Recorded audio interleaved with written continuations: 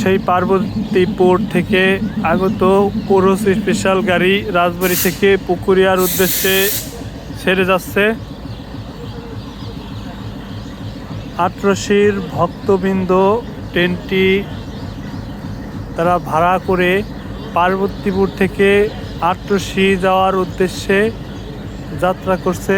এখন ট্রেনটি রাজবাড়ী থেকে ছেড়ে যাচ্ছে পুকুরিয়ার উদ্দেশ্যে। পুকুরিয়াতে অবস্থান করে তারপর আবার রাজবাড়ী চলে আসবে এবং 13 তারিখে এই ট্রেনটি তার যাত্রী নিয়ে আবার পার্বতীপুর উদ্দেশ্যে ছেড়ে যাবে।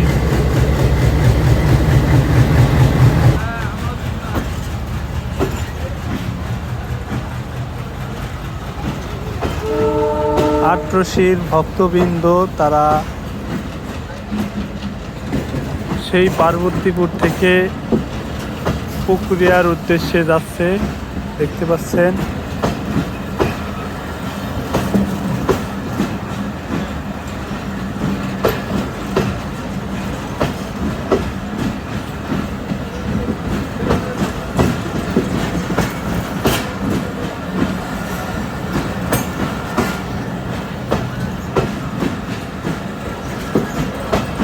কয়টা গাড়ি?